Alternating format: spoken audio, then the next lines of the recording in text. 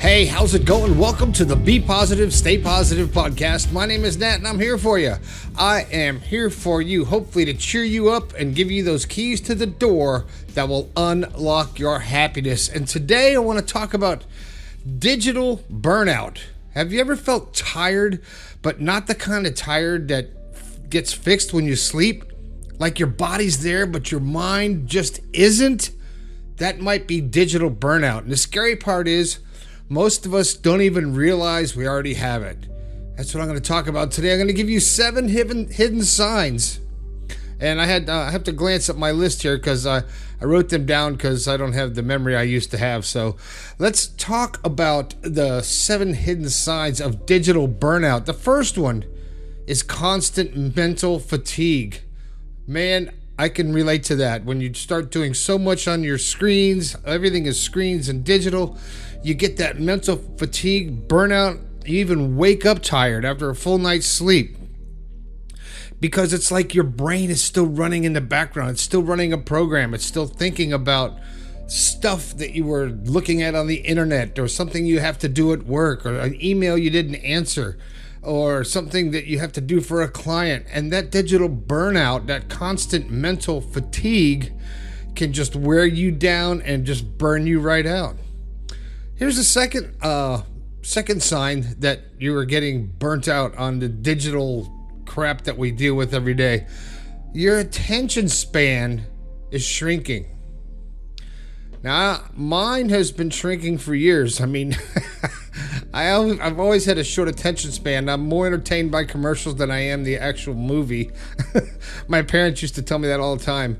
But if you can't get through a task without checking your phone, or you're working on your computer and you're bouncing between different tabs doing so many things, that's really not a lack of discipline. It's conditioning.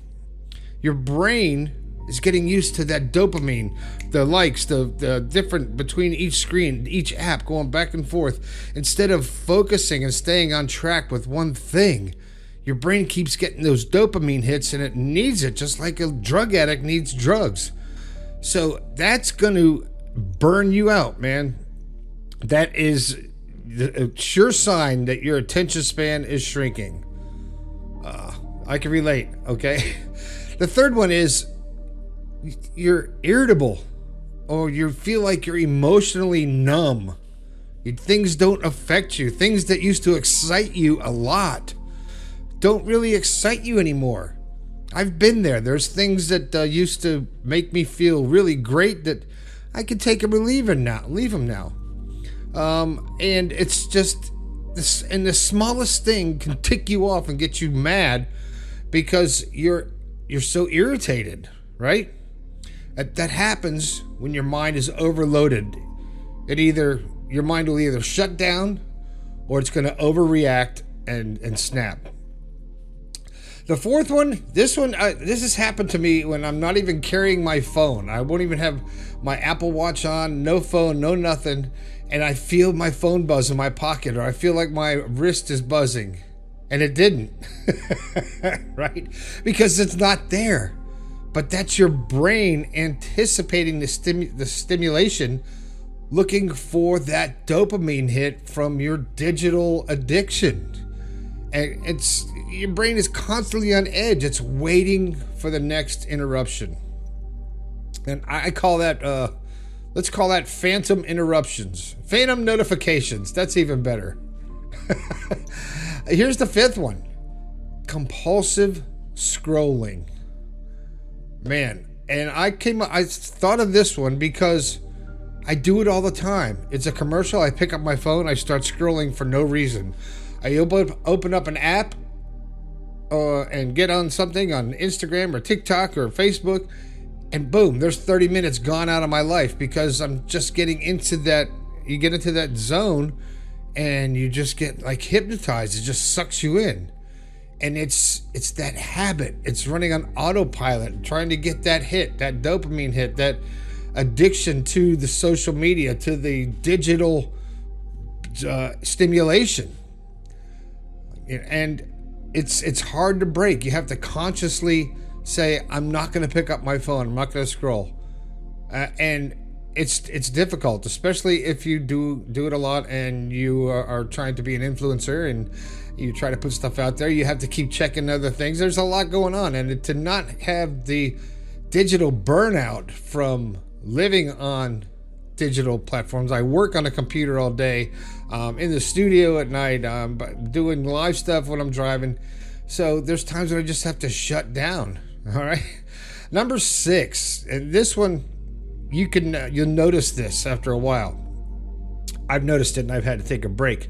But when you start getting burned out on your digital world, your creativity starts to fade.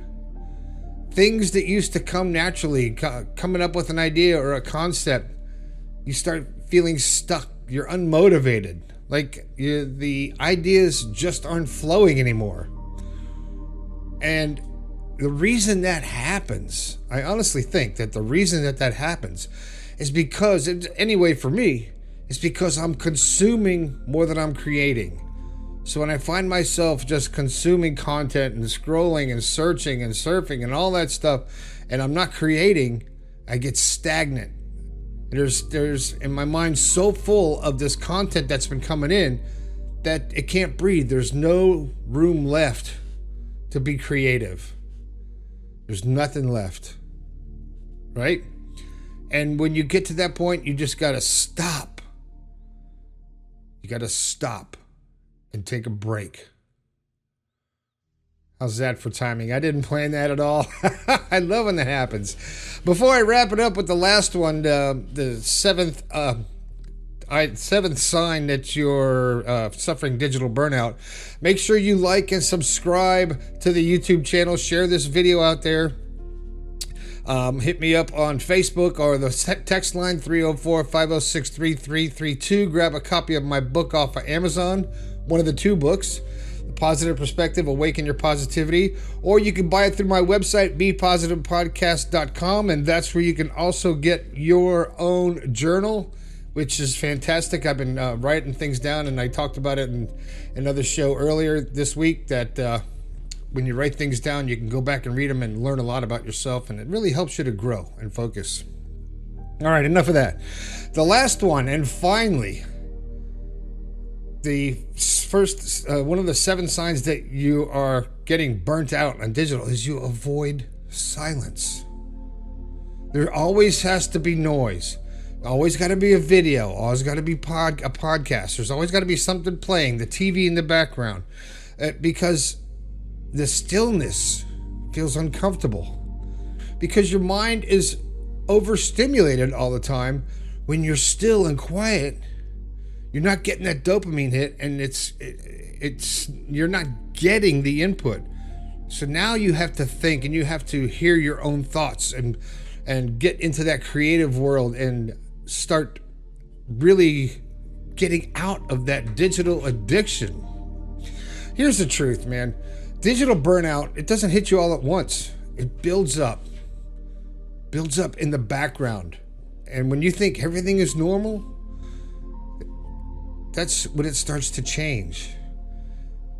And once you see it, once you realize that you're starting to get burned out, you can make the changes, because you could take the time. You could start to take your time back and take your focus back and take your energy back and take control of your digital world.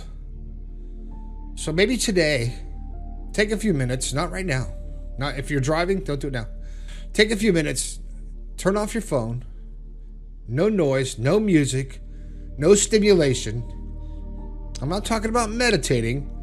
Just no stimulation, and just be, just exist within yourself and listen to your thoughts. Take the time to hear yourself and stop the bombardment just for a moment, as long as you can. And when you're sitting there watching TV and the commercial comes on, and you go to reach for that phone just to scroll for those 2 or 3 minutes to get that dopamine hit, put it back down. Don't do it. Sit there. You'll find that it's uncomfortable at first. I turn my phone off sometimes. I'll go put it on a charger or an update or something like that, and I'm sitting there and the commercial comes and I find myself reaching over to where the phone would be, and it's like, no, it becomes a habit. It becomes part of who you are. Auto programming. And we've got to get control over it. You have to have control over your own thoughts.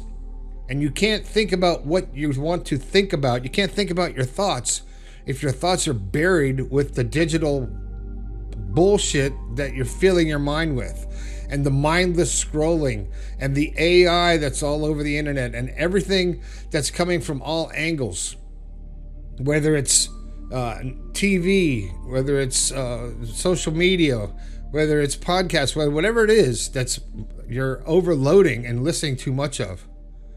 Stop. Just take a break and listen to your thoughts.